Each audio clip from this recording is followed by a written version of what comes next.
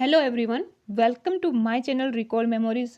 और I hope कि आप सबकी पढ़ाई बहुत ही अच्छी, बहुत ही शानदार तरीके से चल रही होगी। टाइम को मैनेज करते हुए आप अपनी पढ़ाई के लिए कम से कम 5 या 6 घंटे निकाल पा रहे होंगे। तो चलिए स्टार्ट करते हैं आज का टॉपिक नेत्र, जिसमें लेंस का यूज किया जा रहा है। मतलब नेत्र दृष्टि दोष हो रहे हैं, उनमें लेंस का यूज किया जा रहा है, जिससे हम अपनी आँख की जो समंजन क्षमता है, जिससे हम देख पाते हैं, 25 सेंटीमीटर निकट होती है और अनंत होती है, वो दूर बिंदु के लिए होती है। तो उसे देखने के लिए जब हमारे नेत्र में दृष्टि दोष हो जाता है तो उसे देखने के लिए लेंसों का यूज करते हैं, जिससे हम की हर एक वस्तु को एकदम सही तरीके से देख पाएँ। नेत्र की कार्यप्रणाली किस प्रकार की होती है? पहला क्वेश्चन यहीं से उठा लिया जाए कि नेत्र की कार्यप्रणाली किस प्रकार की होती है। ऑटो फोकस कैमरे की तरह होती है। नेत्र का आकार कैसा होता है? 2.5 सेंटीमीटर का एक गोलाकार अंग होता है। कैसा होता है? गोलाकार अंग होता है, जैसे कि नीचे डायग्राम में दे रखा है।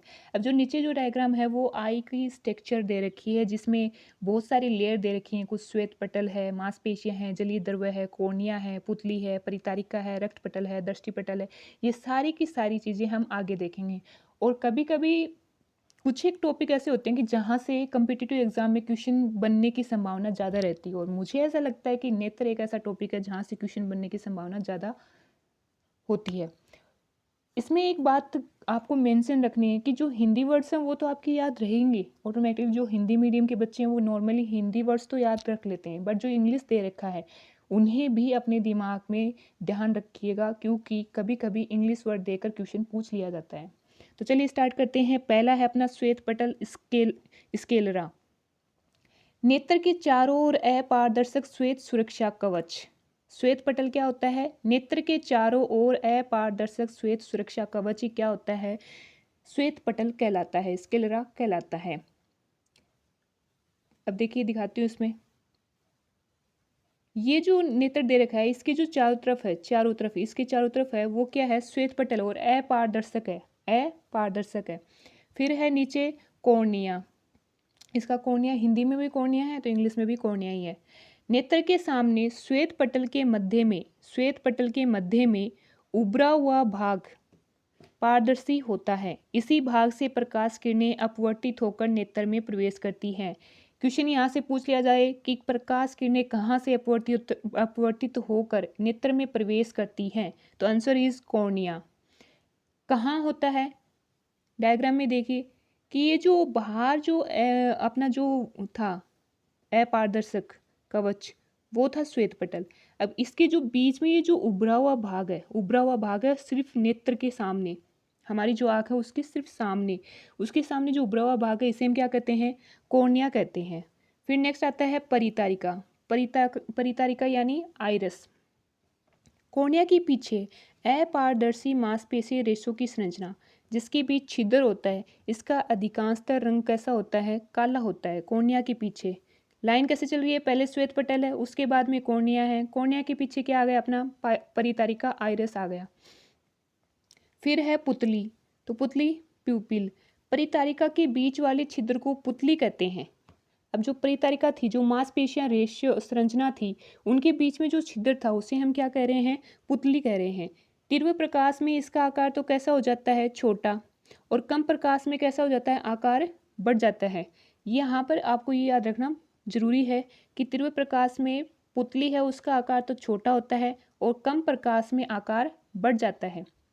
यही कारण होता है कि जब हम तेज प्रकाश से मंद प्रकाश में जाते हैं तो कुछ समय के लिए देख नहीं पाते हैं, क्योंकि तेज प्रकाश में हमारी जो पुतली है उसका आकार छोटा होता है, और जैसे ही अंधेरे में जाते हैं तो छोटे आकार से हम देख नहीं पाते हैं, और फिर जब पुतली फैलती है, बड़ा आकार लेती है, तब हम देख पाते हैं। फिर आता है आई लेंस। आई लेंस क्या होता है?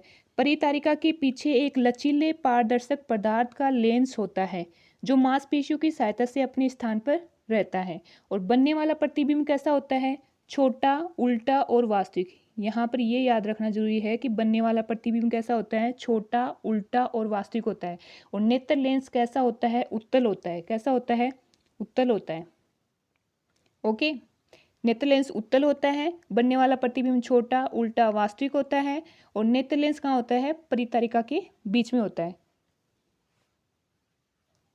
अब तक हमने कितने पॉइंट पढ़े? पहले हमने पढ़ा था श्वेत पटल। तो श्वेत पटल तो एकदम बाहर की तरफ आने वाला अपारदर्शक कवच, ये लो भाई, ये श्वेत पटल आ गया। फिर उसके बाद में पढ़ा था कॉर्निया। तो कॉर्निया मतलब इसके जो उभरा हुआ भाग है उसे हम कॉर्निया बोल रहे हैं। फिर उसके बाद में आएगा परितारिका। परितारिका मतलब कॉर्निया के पीछे यहाँ पर मांसपेशियों की संरचनाएं होती हैं, उसे हम क्या कहते हैं? परितारिका कहते हैं, आइरिस कहते हैं। और फिर आता है आपका प्यूपिल नेत्र, सॉरी पुतली। तो पुतली क्या होता है कि इसके बीच जो छिद्र है इसे हम क्या कहते हैं? पुतली कहते हैं। और परितारिका के पीछे जो ये मांसपेशी संरचना है इसके पीछे एक लेंस लगा होता है जिसे हम क्या कहते हैं? नेत्र लेंस कहते हैं। फिर आता है इसके बाद में जलीय द्रव्य, कि जलीय द्रव्य क्या होता है? तो नेत्र लेंस व कॉर्निया के बीच के एक पारदर्शिता पतला द्रव्य भरा रहता है जिसे हम जलीय द्रव्य कहते हैं। जलीय द्रव्य किसे कहते हैं? इसे नेत्रोद्रव्य भी कहते हैं, इसे नेत्रोद्रव्य भी कहते हैं। नेत्र लेंस व कॉर्निया के बीच, नेत्र लेंस कहाँ था अपना? यहाँ पर परितारिका के पीछे, यहाँ पर ये परितारिका थी, मांसपेशियों की संरचना, ये छिद्र हो गया यहाँ पर, और कॉर्निया यहाँ था अपना उभरा हुआ भाग। तो इसके बीच का जो पदार्थ है उसे हम क्या कह रहे हैं? उसे हम क्या कह रहे हैं? जलीय द्रव्य कहते हैं, यानी नेत्रोद्रव्य कहते हैं। ये उचित दबाव बनाए रखता है जिससे आँख गोल रूप में रहती है। आँख गोल रूप में किसके कारण रहती है? जलीय द्रव्य के कारण रहती है, तथा कॉर्निया व अन्य भागों में पोषण देता है। ऊपर अगर हम डायग्राम में देखें तो देखिए जलीय द्रव्य आपको दिखेगा कि ये कॉर्निया है, बाहर की साइड में ये जो है ये कॉर्निया है अपना, ये तो श्वेत पटल हो गया, पर लेकिन ये उभरा हुआ भाग है ये कॉर्निया है, और यहाँ पर ये नेत्र लेंस हो गया। तो इसके बीच का जो है, इसके बीच का जो है वो क्या हो गया? जलीय द्रव्य हो गया। मतलब ये जो पदार्थ है, ये जो स्पेस है वो क्या है? जलीय द्रव्य है। क्या है? जलीय द्रव्य है। फिर आता है उसके बाद में रक्त पटल, कोराइड। नेत्र के श्वेत पटल के नीचे झिल्ली नुमा संरचना होती है जो रेटिना को ऑक्सीजन व पोषण प्रदान करती है तथा प्रकाश के परावर्तन को अवरुद्ध करती है। रक्त श्वेत पटल के नीचे एक झिल्ली होती है, उसे हम कहते हैं रक्त पटल। श्वेत पटल के नीचे श्वेत पटल है, उसके नीचे रक्त पटल है। फिर है दृष्टि पटल, रेटिना।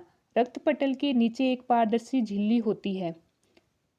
वस्तु से आने वाली प्रकाश किरणें कॉर्निया एवं नेत्र लेंस से उपस्थित होकर रेटिना पर फोकसित होती हैं। किस पर फोकसित होती हैं? रेटिना पर फोकसित होती हैं। कैसे होता है इसकी संरचना? कैसे है? जैसे ये ऐसे है कि यहाँ पर तो ये तो श्वेत पटल हो गया, इसके नीचे एक है वो रक्त पटल हो गई, फिर इसके नीचे पारदर्शी झिल्ली है, उसे हम क्या कह दिया? दृष्टि पटल, रेटिना कह दिया। ठीक है। फिर है काचाभ द्रव्य। काचाभ द्रव्य क्या होता है? नेत्र लेंस व रेटिना के बीच इस पारदर्शक द्रव्य को क्या कहते हैं? काचाभ द्रव्य कहते हैं। क्या कहते हैं? काचाभ द्रव्य कहते हैं। पहले हमने पढ़ा था जलीय द्रव्य। तो जलीय द्रव्य तो क्या था कि पहले कॉर्निया आ रही थी, कॉर्निया पढ़ा था हमने।